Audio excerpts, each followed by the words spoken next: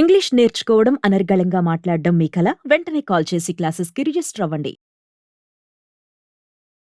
Hi hello నమస్తే welcome back to Suman TV. ప్రస్తుతం మనతో పాటు ఉన్నారు మేనేజ్మెంట్ కన్సల్టెంట్ సంపత్ సముద్రాల గారు. సార్తో మాట్లాడండి. నమస్తే సార్.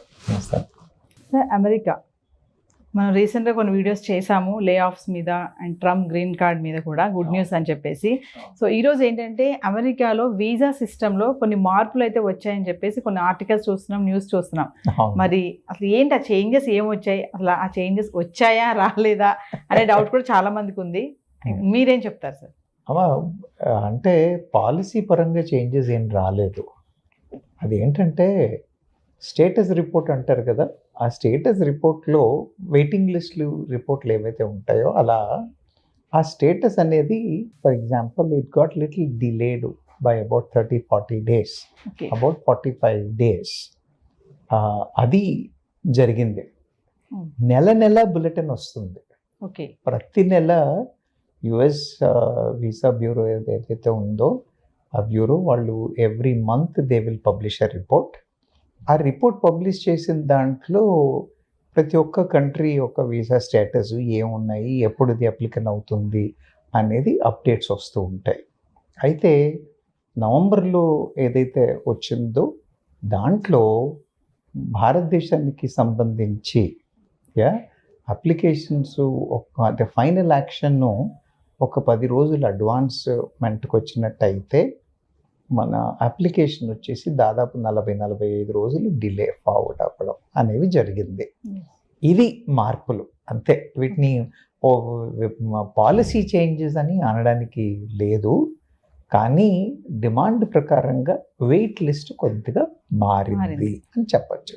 ఇప్పుడు బ్యాక్లాగ్ అంటారు కదా, ఆ బ్యాక్లాగ్ కొంత 40 రోజులు పెరగడం, 10 రోజులు ముందుకు సాగడం అనేది జరిగింది. అంటే సార్ ఇప్పుడు ఈ బ్యాక్లాగ్స్ అంటున్నారు కదా, ఈ వీసా సిస్టమ్ ఈ బ్యాక్లాగ్స్ ఎలా వర్క్ చేస్తారు సార్ అసలు? ఏం లేదు, ఇప్పుడు వాళ్ళు ప్రతి ఒక్క కంట్రీకి ఇన్ని నంబర్లు వీసాలు మేము ప్రతి సంవత్సరం ఇస్తాం అని పెట్టుకున్నారు. ఎందుకని వాళ్ళు ఎందుకు వీసాలు ఇస్తున్నారు? వాళ్ళ దేశానికి వచ్చే ప్రజానీకం వాళ్ళ ఎకానమీని, వాళ్ళ టెక్నాలజీని వాళ్ళకి పెంపొందించడానికి సహాయపడే వాళ్ళు కావాలి. సో వాళ్ళు ఏం చేస్తారు, అప్లై చేసుకున్న వాళ్ళందరినీ స్క్రూటినైజ్ చేసి వాళ్ళకి ఎవరైతే బెనిఫిషియల్గా ఉంటారో వాళ్ళని ప్రయారిటీ ఇస్తారు. మన దగ్గర ఏంటంటే మన వాళ్ళు పొలోమని వెళ్ళాలని చాలామంది చూస్తున్నప్పుడు ఏమవుతుంది అని అంటే ప్రయారిటీలో ఇవి డిలే అయిపోతాయి. ఇలా డిలే అయిపోయినవన్నీ తర్వాత అక్కడికి వెళ్ళి ఉన్న తర్వాత వాళ్ళకి పర్మనెంట్ రెసిడెన్సీ ఇవ్వడం, సిటిజన్షిప్ ఇవ్వడం, ఇవన్నీ కావాలి అని అంటే ముందు వీసా రావడం, వీసా వచ్చిన తర్వాత అక్కడ పర్మనెంట్ రెసిడెన్సీ రావడం, పర్మనెంట్ రెసిడెన్సీ వచ్చిన తర్వాత సిటిజన్షిప్ రావడం. So for all these things there is a demand and supply kind of a thing. ఈ డిమాండ్ అండ్ సప్లై ఎప్పుడైతే ఇదవుతూ ఉందో వాళ్ళు ఇస్తామని అనుకున్న దానికంటే మనం వాళ్ళు జనాలు ఎక్కువ ఉన్నప్పుడు ఖచ్చితంగా డిలే అవుతుంది కదా, అలా బ్యాక్లాగ్లు ఏర్పడతాయి. మామూలుగా చూసుకుంటే అమెరికాలో వీసాస్ ఇస్తారు కదా, అంటే అవి ఒకసారి రావడానికి కూడా లేట్ అవుతూ ఉంటుంది ఆ ప్రాసెస్ అనేది. ఎందుకు లేట్ అవుతుంది అంటే ఒకటి నంబర్స్ అండి, రెండవది ఇప్పుడు ఫర్ ఎగ్జాంపుల్ మనం మెక్సికోని తీసుకుందాం, ఇండియాని తీసుకుందాం, లేదా ఏ దేశాన్నైనా తీసుకుంటే ప్రతి చేతుల్లో కూడా కౌన్సిలేట్స్ని పెట్టారు వాళ్ళు.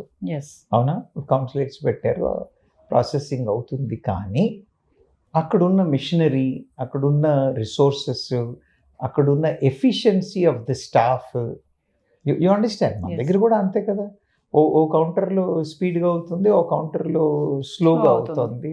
It all depends on the human beings and the infrastructure, the policy of the place, and then the number of applications to be processed. For example, ikkado officer unnadu, akkado officer unnaru anukundaam. Ikkada 1000 applications process kavali, akkada 100 applications process kavali. Mar speed avvatledu ani ante ela avuddi? Anna kada. So అందుకని delay అవ్వడానికి, backlog ఉండడానికి కారణం ఏంటి అంటే demand and supply. Late అవ్వడానికి కారణాలు కూడా ఒకటి సప్లై ఎక్కువ వర్క్ లోడ్ ఉండడం చేత కౌన్సిలేట్ల మీద ప్రెషర్ అవ్వచ్చు, రెండవది వాళ్ళ ఎఫిషియన్సీస్ అవ్వచ్చు, వాళ్ళు ఫాలో అయ్యే అంటే ప్రాసెస్ సిస్టమ్ ఒకటే ఉన్నప్పటికీ కూడా రిసోర్సెస్ సఫిషియెంట్గా లేవనుకోండి, లేదా పనిచేస్తున్న వాళ్ళ యొక్క ఎఫిషియన్సీస్ కూడా సరిగా లేవనుకోండి, అప్పుడు ఖచ్చితంగా ఇంపాక్ట్ అయ్యే ఛాన్సెస్ ఉంటాయి.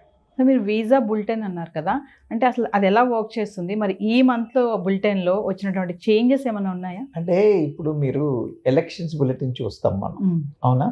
ఎలక్షన్ బులెటిన్స్లో ఏం చేస్తూ ఉంటారు, ఫస్ట్ రౌండ్ అయిపోయింది, సెకండ్ Second రౌండ్ round. అయిపోయింది, థర్డ్ రౌండ్ అయిపోయింది అని Yes. ఒక్కొక్క రౌండ్కి వాళ్ళు రిజల్ట్స్ చెప్తూ ఉంటారు. Yes. అలా వీళ్ళు కూడా అప్లికేషన్స్ ఏవైతే ఉన్నాయో అవి ప్రతి నెల వాట్ ఈస్ ది స్టేటస్, ఈసారి మేము ఏవి ప్రాసెస్ చేస్తున్నాము, Yes. వాట్ అంటే మనకు తెలుస్తూ ఉంటుంది. నేను 2008లో అప్లై చేశాను, ఇప్పుడు 2006 ప్రాసెస్లో అవుతుంది అని అంటే ఇంకా నేను 2 ఏళ్ల గ్యాప్లో ఉన్నాను. It could be 6 months, 3 months, 5 months, what ever it is. నాకంటే 2 ఏళ్ల వాళ్ళు ముందు ఇంకా పెండింగ్లో ఉన్నారు అనేది తెలుస్తుంది, అవునా? Yes. అలాగే నేను 2006 అని అన్నాను కాబట్టి 2006 కన్నా ముందు ఆల్రెడీ ప్రాసెస్ అయిపోయి ఉన్నాయి. Yes. You understand my point. So అది ఆ డేటాని ప్రతి నెల వాళ్ళు బులెటిన్గా ఇస్తూ ఉంటారు అన్ని కేటగిరీస్కి. ఇప్పుడు Yes. అక్కడ ఎప్పుడైతే మనము వీళ్ళకి ఇచ్చేప్పుడు మొన్న వచ్చిన ఫర్ ఎగ్జాంపుల్ మీరు నవంబర్ బులెటిన్ గురించి ఏదైతే Yes. మాట్లాడుతున్నారో ఆ బులెటిన్లో చెప్పింది ఏంటి అని అంటే F4 is advanced by 10 days అని అన్నారు. ఏంటి అని అంటే వచ్చి చూద్దాం మనం. F4 అనేది ది లాస్ట్ కేటగిరీ. అక్కడ సెటిల్ అయి ఉన్న వాళ్ళు సిటిజన్స్, Yes. వాళ్ళు వాళ్ళ ఎక్స్టెండెడ్ ఫ్యామిలీ అంటే బ్లడ్ రిలేటెడ్ బ్రదర్ సిస్టర్స్ని వాళ్ళకి ఇవ్వడానికి అవకాశం ఉంది. ఇది లాస్ట్ కేటగిరీ.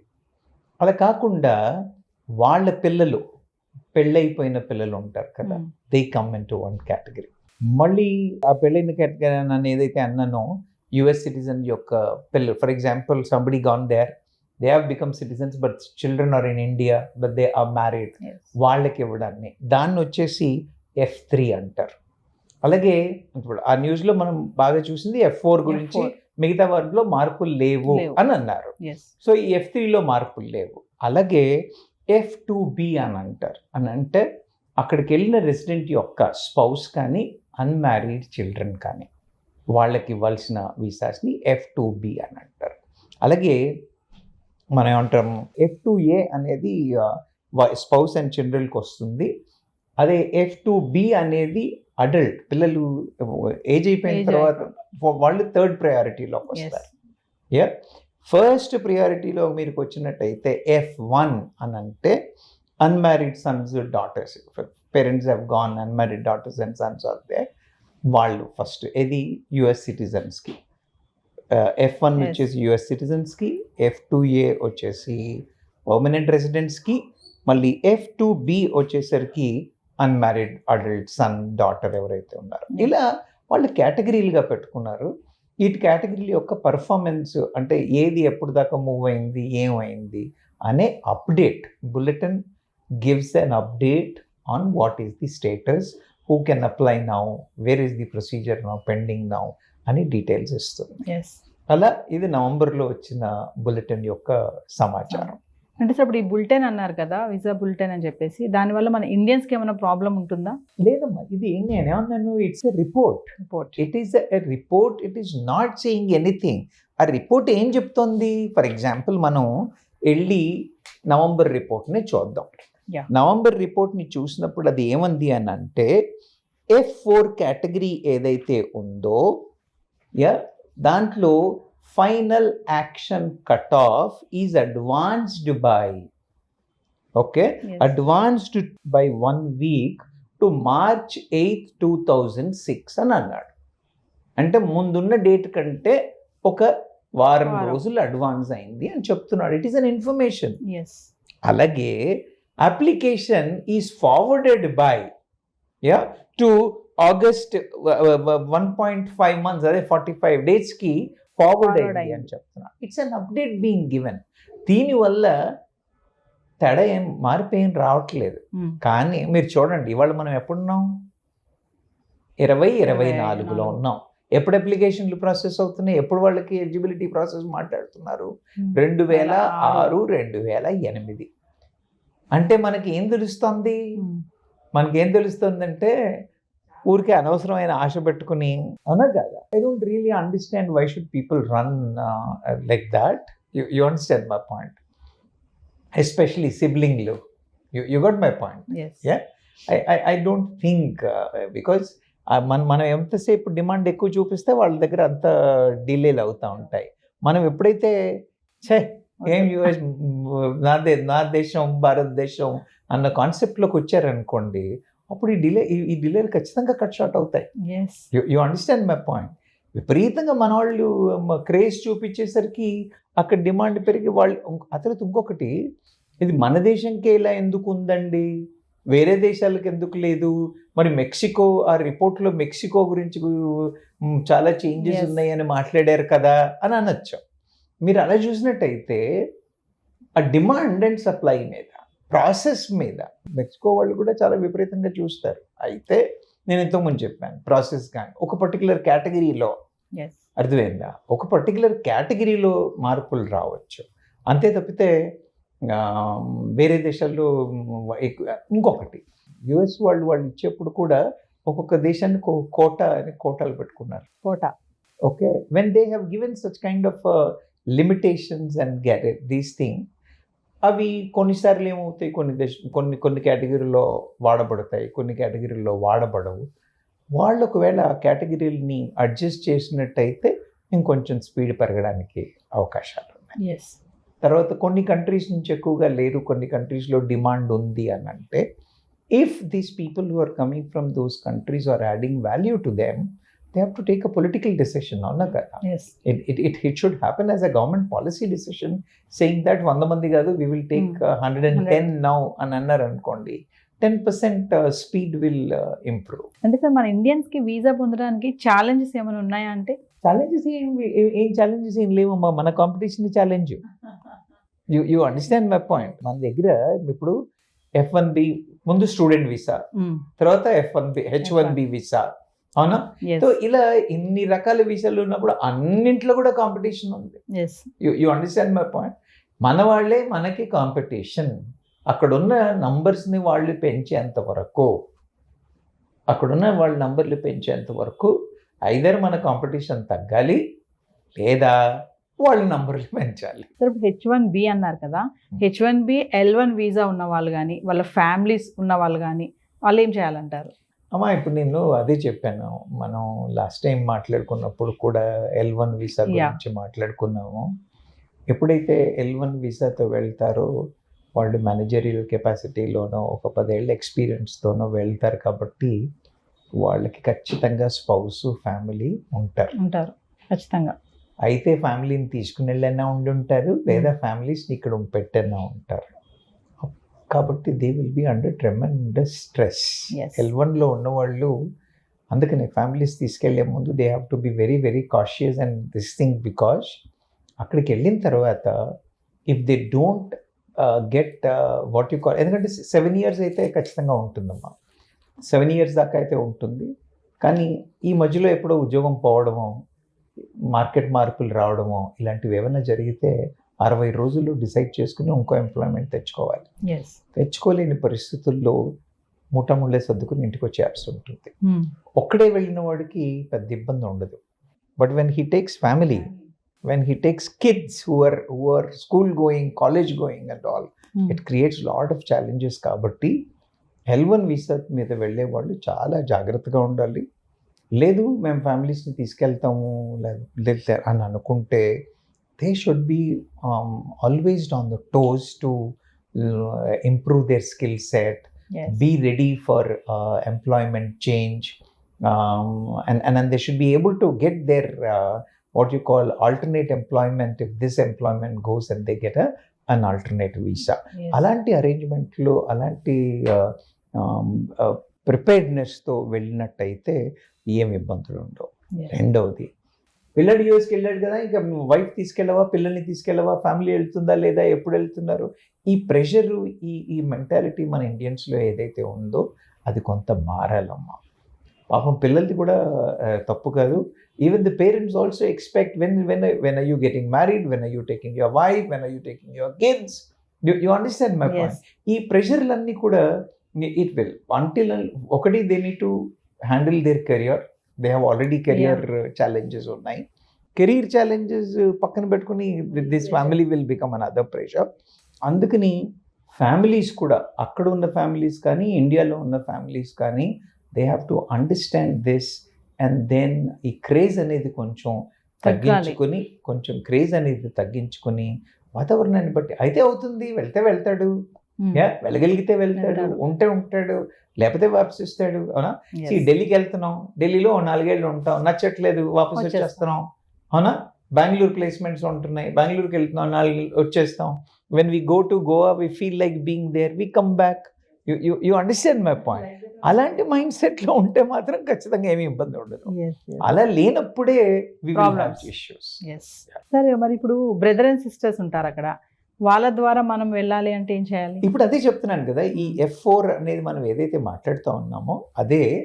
ఒకవేళ మన బ్రదర్ సిస్టర్స్ అక్కడ ఉండి వాళ్ళకి సిటిజన్షిప్ వచ్చినట్టయితే వాళ్ళు మనకి సిబ్లింగ్ వీసాస్ ఇప్పించగలరు. కానీ అవే చూపించాం కదా, 2006, 2008 ఆ రేంజ్లో ఉన్నాయి. అవునా?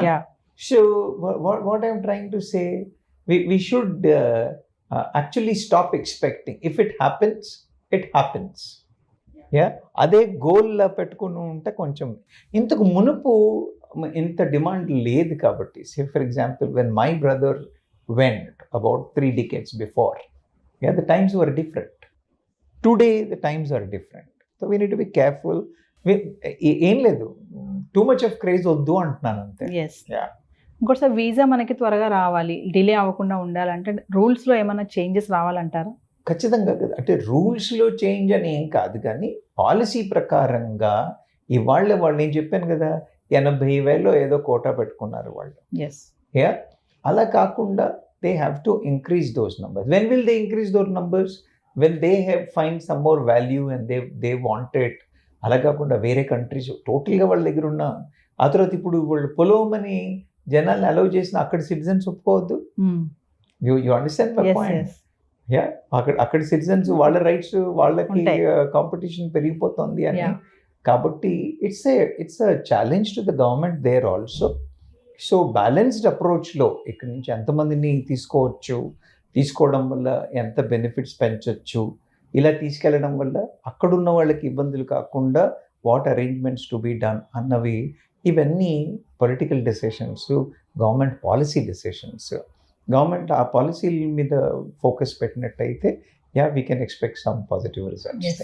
మీరు చెప్పారు కదా, డిమాండ్ ఉంది కాబట్టి అక్కడ కూడా అలా డిలే అవుతుంది అన్నారు. ఎంత చెప్పినా మన వాళ్ళు వినరు, పైకే వెళ్ళాలి, అక్కడికి వెళ్ళాలి, అమెరికా వెళ్ళాలి అంటారు కదా. మరి స్టూడెంట్స్ కానీ, జాబ్ చేయాలనుకున్న వాళ్ళు కానీ, వెళ్ళాలి అనుకునే ఆలోచన కొంచెం దృఢంగా ఉన్న వాళ్ళు కూడా ఉంటారు.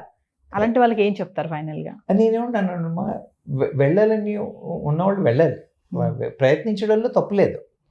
అయితే ఏమంటున్నానంటే, నేను don't be over ambitious. You got my point. US పోతానని చెప్పి ఇక్కడ కెరీర్ పాడు చేసుకోమాకండి. You got my point. యూఎస్కి వెళ్దామని చెప్పేసి ఇక్కడ కెరియర్లు పాడు చేసుకోమాకండి. మీరు యూఎస్కి వెళ్ళినా ఇక్కడున్నా, యూఎస్కి వెళ్ళినా, యూఎస్ఏ కాదు వేరే ఏ కంట్రీస్కి వెళ్ళినా ఇక్కడున్నా, ఇవాళటి కండిషన్ ప్రకారం చూసినట్టయితే ప్రపంచం పరిగెడుతోంది, టెక్నాలజీ పరిగెడుతోంది. కాబట్టి మనం కూడా మన స్కిల్ సెట్స్ని అలా పెంపొందించుకోవాల్సిన అవసరం ఎంతైనా ఉంది. మొన్న మా ఇంట్లో మా పనమ్మాయి వచ్చి నాకు ఫోన్ తీసుకొచ్చి చూపించి, సరే ఈ వాట్సాప్లో ఈ రింగ్ లాగా ఏదో తిరుగుతోంది, ఇదేంటి అని అడిగింది. Okay, it is nothing but the Google Gemini. You understand? అంటే ఏఐ వాడాలనుకున్న వాళ్ళకి ఇప్పుడు రేపు పొద్దున ఏఐ ఎవరు వాడగలుగుతున్నారు? అన్ ఇల్లిటరేట్ సర్వెంట్ మేడ్ 4 పదాలు ఇంగ్లీష్ అది టైప్ చేయగలిగిందంటే she will be able to use AI. AI has gone to that stage. You understand my point? That is the speed what is happening. కాబట్టి మన వాళ్ళు టెక్నికల్గా చాలా అబ్రెస్ట్ ఉండాలి. They need to be ఒక అడుగు ముందు అన్నట్టుగానే ఉండాలి. ఏ ఉద్యోగంలో ఎంత స్ట్రాంగ్ పొజిషన్లో ఉన్నా, ఇండియాలో ఉన్నా, బయట ఉన్నా, స్కిల్ సెట్ని ఎప్పుడు పెంపొందించుకుని ఒక ముందు అడుగు వేసేట్టుగా, వాళ్ళు అడగక ముందే ఐ కెన్ డూ ఇట్ అన్న మైండ్ సెట్లో ఉన్నట్టయితే ఇబ్బందులు ఏమి ఉండవు. అలా లేకపోతే మాత్రం ఒక్క టెక్నాలజీలోనే కాదమ్మా, not just in this thing, you go to any industry, any this thing, everywhere this development is there, people should work towards that. So ఓవరాల్గా ఇప్పుడు అమెరికన్ వీసా సిస్టంలో ఎక్కువ అంతగా మార్పులు లేవని అంటున్నారు కదా సార్. మార్పులు ఏమి లేవమ్మా, Yeah. మార్పులు ఏమి లేవు. డిమాండ్ ఎక్కువ ఉండడం Demand చేత, ఎక్కువ ఉండడం వల్ల. డిమాండ్ ఏమి చేయడం చేత వెయిట్ లిస్ట్ కదలట్లేదు. You understand my point? Wait list కదలట్లేదు. కొన్ని పరిస్థితుల్లో వెయిట్ లిస్ట్ ఇంకా పెరుగుతోంది. యా, వెయిట్ లిస్ట్ అనకంటే wait list time. Yes, you understand my point? మన తిరుపతి డబ్బాలు ఉంటాయి కదా ఉండీలు. కూర్చోడానికి. యా, యా, ఇంకెప్పుడు వదులుతారు అంటే ఫస్ట్ డబ్బా ముందు వదులుతారు, ముందు తర్వాత వదులుతారు. నెక్స్ట్ రూమ్, తర్వాత నెక్స్ట్ రూమ్ అని. అవునా? So where are we fitting in? మనం డిమాండ్ పెరిగినట్టయితే రూములు పెరుగుతాయి, వెయిటింగ్ పెరుగుతుంది. You got my point? Yes, so they can't help it. Yes. Thank you sir. Thanks so much.